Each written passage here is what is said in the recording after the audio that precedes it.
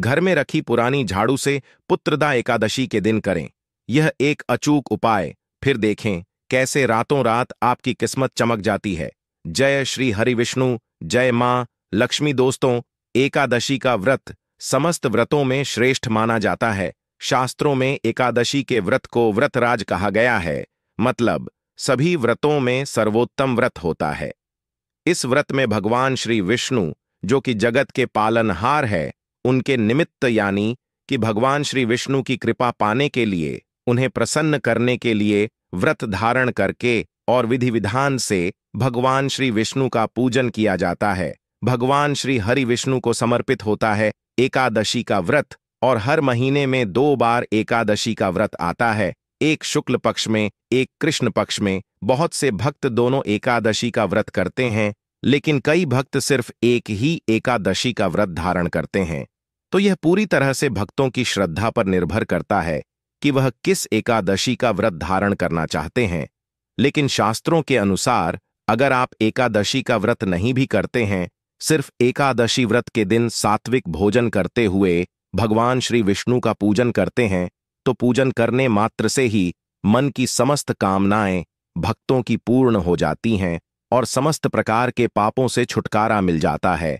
चाहे पाप इस जन्म के हो या पूर्व जन्म के संचित पाप कर्म हो, समस्त प्रकार के पापों से मुक्ति मिल जाती है। तो एकादशी का व्रत बहुत ही श्रेष्ठ माना जाता है। अगर आप व्रत करते हैं तब तो अत्यंत श्रेष्ठ है, लेकिन जो भक्त व्रत नहीं करते हैं, उन्हें भी आज के दिन भगवान विष्णु का पूजन अवश्य करना चाहिए। भगवान विष्णु और मां लक्ष्मी की कृपा पाना चाहते हैं तो वीडियो को लाइक करके कमेंट में जय श्री हरि विष्णु और जय मां लक्ष्मी और ओम नमो भगवते वासुदेवाय नमः लिखना ना भूले। दोस्तों, झाड़ू का हम आपको वह नियम बताने वाले हैं जिससे आपको पता चलेगा कि झाड़ू को किस दिशा में रखना शुभ होता है, झाड़ू कब बदलनी चाहिए, झाड़ू को लेकर आपको ऐसी कौन सी गलतियां नहीं करनी चाहिए जो वास्तुशास्त्र में लिखा हुआ है, वरना आपके जीवन में आपको गरीबी, दरिद्रता, परेशानी, कष्ट का सामना करना पड़ सकता है। दोस्तों, एक बात ध्यान रखिएगा, झाड़ू का सीधा तात्पर्य और सीधा संबंध माता लक्ष्मी जी से होता है।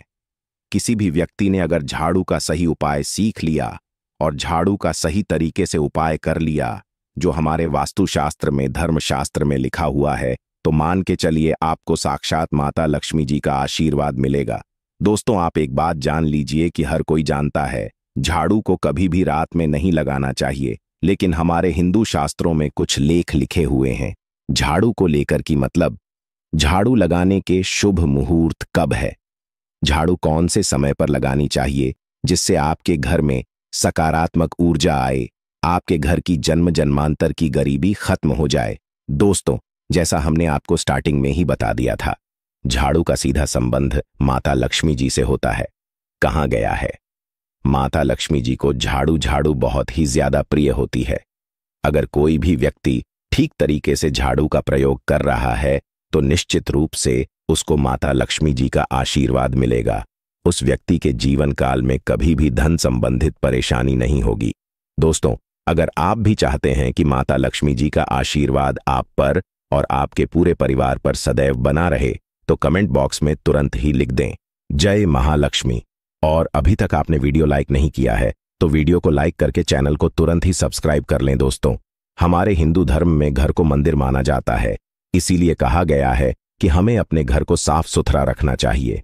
शास्त्रों में बताया गया है कि अगर हम प्रतिदिन साफ सफाई करते हैं तो हमारे घर पर माता लक्ष्मी जी वास करने आती है। अगर हमारे घर में रोज साफ सफाई हो रही है तो हमारे घर में कभी भी गरीबी, दरिद्रता, परेशानी नहीं आएगी। वहीं दूसरी तरफ अगर हमारे घर में साफ सफाई नहीं होती है, हमारा घर गंदा पड़ा रहता है, तो हमारे घर में नकारात्मक ऊर्जा का वास हो जाता है, हमारे घर में गरीबी, दरिद्रता आ जाती है और वास करने लगता है, जिससे हमारे घर की बरकत रुक जाती। दोस्तों, आज एक बात आप जान लीजिए, जब भी आप रात में सोने जाते हैं तो एक बात का ध्यान रखिएगा, रात्रि के समय ही आपके घर में नकारात्मक शक्तियां, काला जादू, काली शक्तियां प्रवेश कर जाती हैं। लेकिन अगर आप लोग वास्तुशास्त्र के हिसाब से प्रतिदिन झाड़ू लगा रहे हैं और सही मुहूर्त पर लगा रहे हैं, तो कोई भी शक्ति जो आपके घर पर रात में प्रवेश की है, वह आपके घर से हमेशा के लिए चली जाएगी। दोस्तों, बहुत ध्यान दीजिएगा, जो आपको हम बताने जा रहे हैं वास्तुशास्त्र के अध्याय नंबर 71 में साफ साफ लिखा हुआ है। जब भी सूर्योदय होता है तो आपको सूर्योदय के पहले तुरंत ही झाड़ू लगा लेना चाहिए। अगर आप सूर्योदय के बाद झाड़ू लगाते हैं तो आपके घर की जो नकारात्मक शक्तियां होती हैं वह आपके घर से चली जाती है।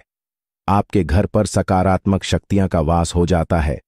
कहने का तात्पर्य है दोस्तों कि हमारे वास्तुशास्त्र के हिसाब से जो सबसे अच्छा समय झाड़ू लगाने का होता है वह सुबह के वक्त सूर्योदय के बाद का होता है, लेकिन किसी कारणवश हम झाड़ू नहीं लगा पाते हैं तो दोपहर से पहले अगर आप झाड़ू लगा लेते हैं तो यह बहुत ही ज्यादा शुभ है।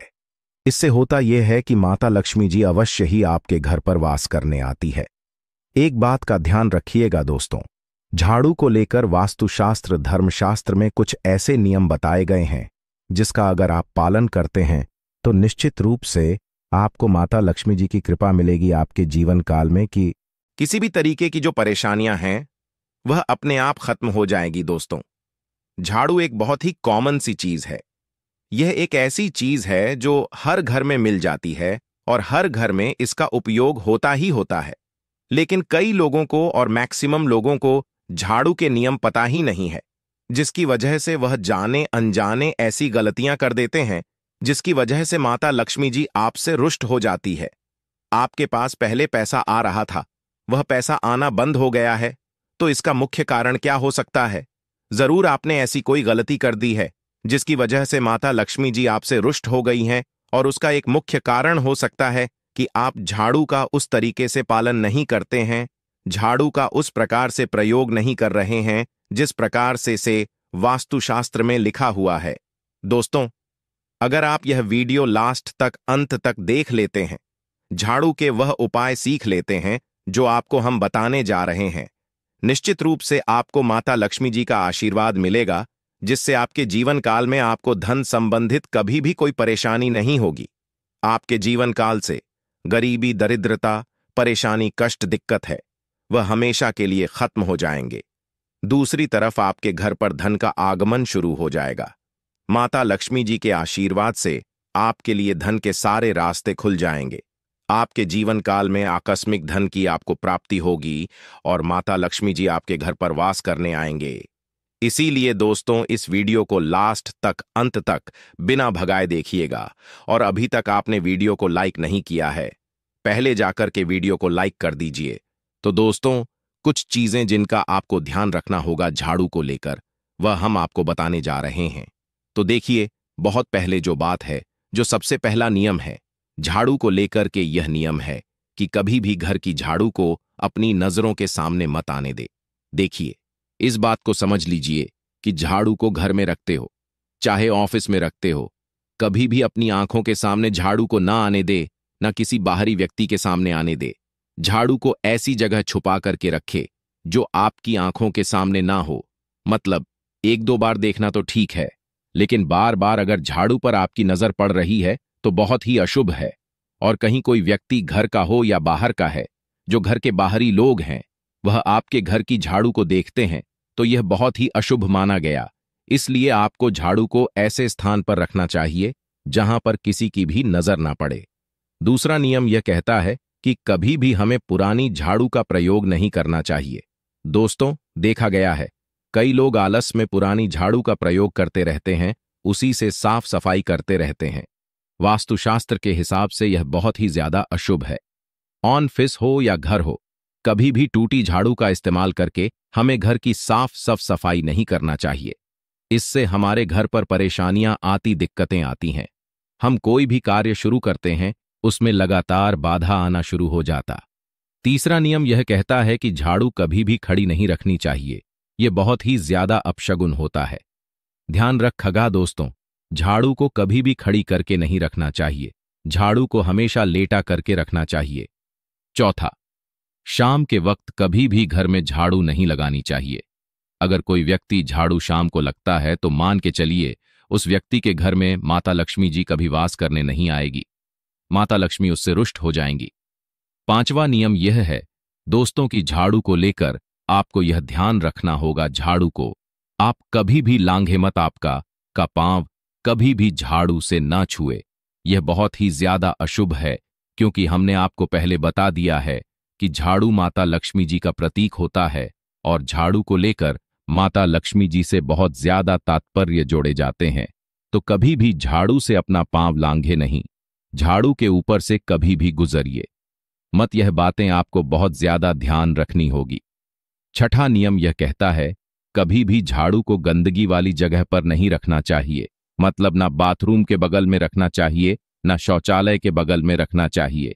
ऐसा अगर आप करते हैं तो निश्चित रूप से दोस्तों माता लक्ष्मी जी आपसे रुष्ट हो जाएंगी। दोस्तों अब आपको जो हम बताने जा रहे हैं, इस बात का जरा विशेष करके आप ध्यान रखिएगा। झाड़ू को अगर आप धोते हैं तो स्वच्छ जल और एकदम साफ सुथरे पानी से धोए।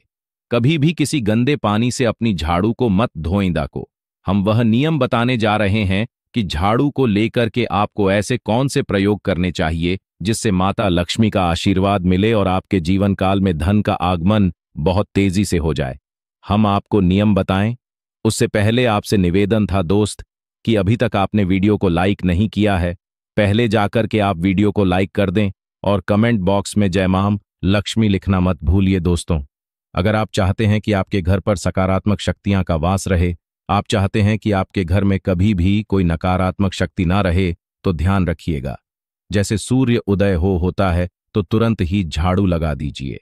यह बहुत ही शुभ माना गया है। यह हम आपको स्टार्टिंग में ही बता चुके थे। एक बात का ध्यान रखिएगा, अगर आप लोग एकादशी के दिन झाड़ू लगा रहे हैं तो घर के मुख्य द्वार पर थोड़ा सा सेंधा नमक डाल करके झाड़ू लगाइए। यह बहुत ही शुभ है। अगर आप सूर्योदय के बाद एकादशी के दिन थोड़ा सा सेंधा नमक घर के मुख्य द्वार पर डालकर लगाते हैं तो इससे माता लक्ष्मी जी बहुत ही ज्यादा प्रसन्न हो जाती है। दूसरा माना गया है, अगर आप कभी भी झाड़ू खरीदने जा रहे हैं तो शनिवार के दिन झाड़ू खरीदने के लिए सबसे ज्यादा शुभ दिन माना गया है। अगर शनिवार के दिन झाड़ू खरीद कर लाते हैं तो वास्तुशास्त्र के हिसाब से यह बहुत ही ज्यादा शुभ है। तीसरा ध्यान रखिएगा दोस्तों कि आपको इस बात का ध्यान रखना है कि जो आपके घर की झाड़ू है उसको आप लोग पश्चिम दिशा में रखें। अगर आप लोग घर की झाड़ू को पश्चिम दिशा में रखते हैं तो आपके घर में सकारात्मक शक्तियां का वास रहेगा। आपको भौतिक सुखों की प्राप्ति होगी, आपको बैकुंठ की प्राप्ति होगी और आप भी जो भी कार्य करेंगे उस कार्य में आपको सफलता ही मिलेगी। और अगर आप झाड़ू को उत्तर दिशा में अपने घर में रखते हैं तो मान के चल लिए धन संबंधित जितने भी आप निर्णय लेंगे उससे आपको फायदा ही होगा। धन का आगमन आपके जीवन में बहुत तेज से हो जाएगा। आपके जीवन काल से धन संबंधित जितनी भी परेशानियां हैं वह चली जाएंगी। अब आपको जो हम बताने जा रहे हैं वह बहुत ध्यान से सुनिए दोस्तों, और अभी तक अपने वीडियो लाइक नहीं किया है कृपया करके वीडियो को लाइक कर दीजिए। दोस्तों होता क्या है कि एक बात कही गई है कि अगर आपको झाड़ू सपने में दिखती है तो यह बहुत ही ज्यादा शुभ है। लेकिन किस तरीके से बहुत शुभ है यह आप जान लीजिए। अगर आप सपने में देख रहे हैं कि आप झाड़ू लगा रहे हैं तो यह अशुभ माना गया है। अब आपको सावधान होने की जरूरत है। मान लीजिए आप कोई प्रॉपर्टी खरीदने जा रहे हैं, पैसे का निवेश करने जा रहे हैं शेयर मार्केट में या किसी भी जगह, अब आपको सावधान होना चाहिए। ऐसी जगह पर पैसा मत लगाइए जहां पर 50-50 का चांस है। दोस्तों इस बात का बहुत ध्यान रखिएगा। दूसरा, अगर आप सपने में यह देखते हैं कि आप मंदिर में झाड़ू लगा रहे हैं तो मान के चलिए अब आपके जो कठिनाई वाले दिन थे वह चले जाएंगे। आपके कष्ट वाले जो दिन थे वह खत्म हो जाएंगे और माता लक्ष्मी जी आपके घर पर वास करने आएंगी। यह बहुत ज्यादा शुभ बताया गया है। अब मान लीजिए आप सपने में यह देखते हैं कि आपके घर का व्यक्ति झाड़ू लगा रहा है तो यह उसके लिए बहुत शुभ संकेत है। मान के चलिए कि आपका जानने वाला व्यक्ति जो आपके सपने में झाड़ू लगा रहा है उसका समय अच्छा आने वाला है। तो दोस्तों ये कुछ ऐसी बातें हैं झाड़ू को लेकर जो आपका जानना जरूरी था। अब आपको हम एक प्रयोग बता देते हैं। अगर आप इस प्रयोग को करते हैं, इस उपाय को करते हैं तो आपके जीवन में धन का आगमन बहुत तेज हो जाएगा। एकादशी का दिन माता लक्ष्मी का दिन होता है।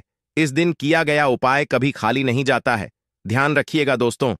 दोस्तों यह उपाय है 5 एकादशी का। यह उपाय अगर आप करेंगे तो माता लक्ष्मी का आशीर्वाद मिलेगा। आपको करना यह है कि एक एकादशी को, मतलब पहले एकादशी से जब यह आप उपाय करने जा रहे हैं, उससे पहले आप तामसिक भोजन खाना छोड़ दीजिएगा।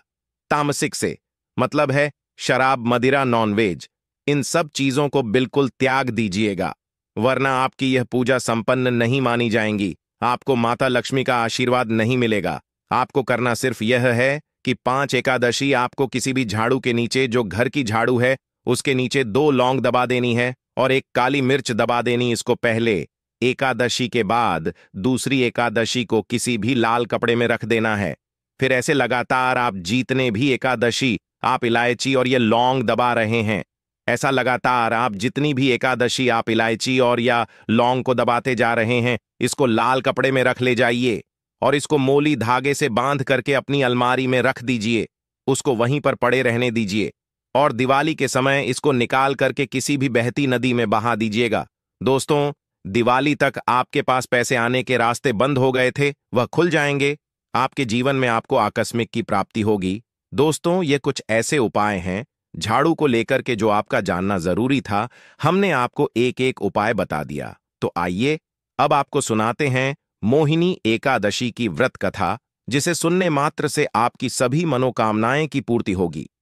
एक बार की बात है, अर्जुन ने संयम और श्रद्धा से युक्त कथा को सुनकर श्री कृष्ण से कहा, हे मधुसूदन, वैशाख माह की शुक्ल पक्ष की एकादशी का क्या नाम है तथा उसके उपवास को करने का क्या विधान है? कृपा कर यह सब मुझे विस्तार पूर्वक बताइए। श्री कृष्ण ने कहा, हे अर्जुन, मैं एक पौराणिक कथा सुनाता हूं जिसे महर्षि वशिष्ठ जी ने श्री रामचंद्र जी से कहा था, उसे मैं तुमसे कहता हूं, ध्यानपूर्वक श्रवण करो। एक बार की बात है, श्री राम जी ने महर्षि वशिष्ठ से कहा, हे गुरुश्रेष्ठ, मैंने जनक नंदिनी सीता जी के वियोग में बहुत कष्ट भोगे हैं, अतः मेरे कष्टों का नाश किस प्रकार होगा? आप मुझे कोई ऐसा व्रत बताने की कृपा करें जिससे मेरे सभी पाप और कष्ट नष्ट हो जाए। महर्षि वशिष्ठ ने कहा, हे श्री राम, आपने बहुत उत्तम प्रश्न किया है। आपकी बुद्धि अत्यंत कुशाग्र और पवित्र है। आपके नाम के स्मरण मात्र से ही मनुष्य पवित्र हो जाता है। आपने लोकहित में यह बड़ा ही उत्तम प्रश्न किया है। मैं आपको एक एकादशी व्रत का महात्म्य सुनाता हूं। वैशाख माह के शुक्ल पक्ष की एकादशी का नाम मोहिनी एकादशी है। इस एकादशी का उपवास करने से मनुष्य के सभी पाप तथा क्लेश नष्ट हो जाते हैं। इस उपवास के प्रभाव से मनुष्य मोह के जाल से मुक्त हो जाता है। अतः हे रामदुखी, मनुष्य को इस एकादशी का उपवास अवश्य ही करना चाहिए। इस व्रत के करने से मनुष्य के सभी पाप नष्ट हो जाते हैं। अब आप इसकी कथा को श्रद्धापूर्वक सुनिए। प्राचीन समय में सरस्वती नदी के किनारे भद्रावती नाम की नगरी बसी हुई थी। उस री में द्युतिमान नामक राजा राज्य करता था। उसी नगरी में एक वैश्य रहता था जो धन धान्य से पूर्ण था। उसका नाम धनपाल था। वह अत्यंत धर्मात्मा तथा नारायण भक्त था। उसने नगर में अनेक भोजनालय, प्याऊ कुएं, तालाब, धर्मशालाएं आदि बनवाए। सड़कों के किनारे आम, जामुन, नीम आदि के वृक्ष लगवाए, जिससे पथिकोंडा के खेलने में व्यतीत करता था। वह बड़ा ही अधम था और देवता, पितृ आदि किसी को भी नहीं मानता था। अपने पिता का अधिकांश धन वह बुरे व्यसनों में ही उड़ाया करता था। मद्यपान तथा मांस का भक्षण करना उसका नित्य कर्म था। जब काफी समझाने बुझाने पर भी वह सीधे रास्ते पर नहीं आया, तो दुखी होकर उसके पिता भाइयों तथा कुटुंबों ने उसे घर से निकाल दिया और उसकी निंदा करने लगे। घर से निकलने के बाद वह अपने आभूषणों तथा वस्त्रों को बेच बेचकर अपना गुजारा करने लगा। धन नष्ट हो जाने पर वेश्याओं तथा उसके दुष्ट साथियों ने भी उसका साथ छोड़ दिया। जब वह भूख प्यास से व्यथित हो गया तो उसने चोरी करने का विचार किया और रात्रि में चोरी करके अपना पेट पालने लगा। लेकिन एक दिन वह पकड़ा गया, किंतु सिपाहियों ने वैश्य का पुत्र जानकर छोड़ दिया। जब वह दूसरी बार पुनः पकड़ा गया, तब सिपाहियों ने भी उसका कोई लिहाज नहीं किया और राजा के सामने प्रस्तुत करके उसे सारी बात बताई। तब राजा ने उसे कारागार में ढलवा दिया। कारागार में राजा के आदेश से उसे बहुत कष्ट दिए गए और अंत में उसे नगर छोड़ने के लिए कहा गया। दुखी होकर उसे नगर छोड़ना पड़ा। अब वह जंगल में पशु पक्षियों को मारकर पेट भरने लगा। फिर बहेलियां बन गया और धनुष बाण से जंगल के निरीह जीवों को मार मार कर खाने और बेचने लगा। एक बार वह भूख और प्यास से व्याकुल होकर भोजन की खोज में निकला और कठिन मुनि के आश्रम में जा पहुंचा। इन दिनों वैशाख का महीना था। कठिन मुनि गंगा स्नान करके आए थे। उनके भीगे वस्त्रों की छींट मात्र से इस पापी को कुछ सद्बुद्धि प्राप्त हुई। वह अधम रस के पास जाकर हाथ जोड़कर कहने लगा, हे महात्मा, मैंने अपने जीवन में अनेक पाप किए हैं। कृपा कर आप उन पापों से छूटने का कोई साधारण और बिना धन का उपाय बतलाइए। आश ने कहा, तू ध्यान देकर सुन। आषाढ़ माह के कृष्ण पक्ष की एकादशी का व्रत कर। इस एकादशी का नाम योगिनी एकादशी है। इसका उपवास करने से तेरे सभी पाप नष्ट हो जाएंगे। रस के वचनों को सुन। वह बहुत प्रसन्न हुआ और उनकी बतलाई हुई विधि के अनुसार उसने योगिनी एकादशी का व्रत किया। हे श्री राम, इस व्रत के प्रभाव से उसके सभी पाप नष्ट हो गए और अंत में वह गरुड़ पर सवार हो विष्णु लोक को गया। संसार में इस व्रत से उत्तम दूसरा कोई व्रत नहीं है। इसके महात्म्य के श्रवण व पठन से जो पुण्य प्राप्त होता है वह पुण्य 1 सहस्त्र गोदान के पुण्य के बराबर है। तो दोस्तों, आपको हमारी वीडियो कैसी लगी हमें कमेंट में जरूर बताइएगा। साथ ही वीडियो को लाइक करके चैनल को जरूर सब्सक्राइब कर लें। जय श्री हरि विष्णु। जय मां लक्ष्मी घर में रखी पुरानी झाड़ू से देवशयनी एकादशी के दिन करें। यह एक अचूक उपाय, फिर देखें कैसे रातों रात आपकी किस्मत चमक जाती है। जय श्री हरि विष्णु। जय मां लक्ष्मी। दोस्तों, एकादशी का व्रत समस्त व्रतों में श्रेष्ठ माना जाता है। शास्त्रों में एकादशी के व्रत को व्रत राज कहा गया है, मतलब सभी व्रतों में सर्वोत्तम व्रत होता है। इस व्रत में भगवान श्री विष्णु, जो कि जगत के पालनहार हैं, उनके निमित्त यानी कि भगवान श्री विष्णु की कृपा पाने के लिए, उन्हें प्रसन्न करने के लिए व्रत धारण करके और विधि विधान से भगवान श्री विष्णु का पूजन किया जाता है। भगवान श्री हरि विष्णु को समर्पित होता है एकादशी का व्रत। और हर महीने में 2 बार एकादशी का व्रत आता है, एक शुक्ल पक्ष में, एक कृष्ण पक्ष में। बहुत से भक्त दोनों एकादशी का व्रत करते हैं, लेकिन कई भक्त सिर्फ एक ही एकादशी का व्रत धारण करते हैं। तो यह पूरी तरह से भक्तों की श्रद्धा पर निर्भर करता है कि वह किस एकादशी का व्रत धारण करना चाहते हैं। लेकिन शास्त्रों के अनुसार अगर आप एकादशी का व्रत नहीं भी करते हैं, सिर्फ एकादशी व्रत के दिन सात्विक भोजन करते हुए भगवान श्री विष्णु का पूजन करते हैं, तो पूजन करने मात्र से ही मन की समस्त कामनाएं भक्तों की पूर्ण हो जाती हैं और समस्त प्रकार के पापों से छुटकारा मिल जाता है। चाहे पाप इस जन्म के हो या पूर्व जन्म के संचित पाप कर्म हो, समस्त प्रकार के पापों से मुक्ति मिल जाती है। तो एकादशी का व्रत बहुत ही श्रेष्ठ माना जाता है। अगर आप व्रत करते हैं तब तो अत्यंत श्रेष्ठ है, लेकिन जो भक्त व्रत नहीं करते हैं उन्हें भी आज के दिन भगवान विष्णु का पूजन अवश्य करना चाहिए। तो आज की वीडियो में हम आपसे देवशयनी एकादशी के दिन झाड़ू से जुड़े उपाय के बारे में बात करने वाले हैं। झाड़ू से जुड़ी यह संपूर्ण जानकारी आपको आज की वीडियो में शेयर करने वाले हैं। तो आषाढ़ मास के शुक्ल पक्ष की देवशयनी एकादशी से संबंधित संपूर्ण जानकारी आपको आज की वीडियो में शेयर करने वाले हैं। लेकिन वीडियो में आगे बढ़ने से पहले अगर आप भी अपने जीवन में भगवान विष्णु और मां लक्ष्मी की कृपा पाना चाहते हैं तो वीडियो को लाइक करके कमेंट में जय श्री हरि विष्णु और जय मां लक्ष्मी और ओम नमो भगवते वासुदेवाय नमः लिखना ना भूले। दोस्तों, झाड़ू का हम आपको वह नियम बताने वाले हैं जिससे आपको पता चलेगा कि झाड़ू को किस दिशा में रखना शुभ होता है, झाड़ू कब बदलनी चाहिए। झाड़ू को लेकर आपको ऐसी कौन सी गलतियां नहीं करनी चाहिए जो वास्तुशास्त्र में लिखा हुआ है, वरना आपके जीवन में आपको गरीबी, दरिद्रता, परेशानी, कष्ट का सामना करना पड़ सकता है। दोस्तों, एक बात ध्यान रखिएगा, झाड़ू का सीधा तात्पर्य और सीधा संबंध माता लक्ष्य लमी जी से होता है। किसी भी व्यक्ति ने अगर झाड़ू का सही उपाय सीख लिया और झाड़ू का सही तरीके से उपाय कर लिया, जो हमारे जीवन में बहुत लाभ मिलेगा। धन्यवाद। मिलते हैं अगले वीडियो में।